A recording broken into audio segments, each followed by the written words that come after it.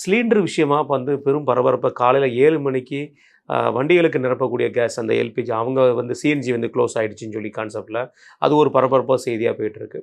வீடுகளுக்கு வந்து புக் பண்ணுற சிலிண்டருமே தட்டுப்பாடு வந்துடுச்சு, புக்கிங்கில் வந்து பிரச்சனை வந்துடுச்சுங்கிற மாதிரி கான்செப்டில் அதையுமே வந்து ஊடகங்கள் வந்து ஒரு மிகப்பெரிய செய்தியாக பார்த்துட்ருக்காங்க. நேற்றுமே இல்லை, முதல்ல இருக்கக்கூடிய நாம்ஸுமே 25 நாளுக்கு முன்னாடி தான் புக் பண்ணணுங்கிற கான்செப்ட். ஒன்று புக் பண்ணி வாங்கிட்டீங்கன்னா அதுக்கடுத்து 25 நாளுங்கிற கான்செப்ட் இருந்துச்சு. ஆனால் இன்றைக்கி எல்லாருமே இந்த அவசரப்பட்டு பண்ண ஒரு புக்கிங்கு இது எதை காமிக்கணும்? இது ஒரு நமக்கு ஒரு இது என்னென்னா ஒரு பரபரப்பை நமக்குள்ளே உண்டாக்கி விட்ட மாதிரி ஆயிடுது.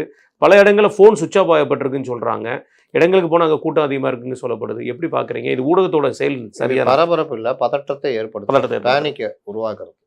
இந்த ஊடகங்கள்லாம் அதில் நான் தான் திரும்ப திரும்ப சொல்கிறேன்ல, இவனுங்க எல்லாம் அரட்டிக்கிட்டுங்க. இவங்களுக்கு எதை பற்றியும் கவலை இல்லை. ஒரு விஷயத்தை பதற்றமடையாமல் அந்த விஷயத்தை பண்ணணுன்றதுல வந்து கவலையே கிடையாது. இந்தியன் கவர்மெண்ட் என்ன சொல்லுது? நேற்று கூட நம்ம பேசணும்.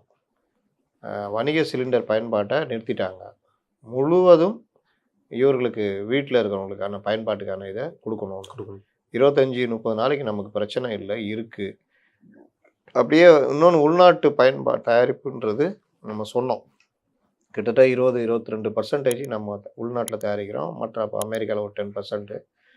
இதனால் வந்து பாதிப்பு வராது, பெரிய அளவுக்கு வராது. அதுக்குள்ளேயும் போர் நின்றுச்சுன்னா இந்த பாதிப்பு வராமல் தடுக்கப்படும் அப்படின்னு.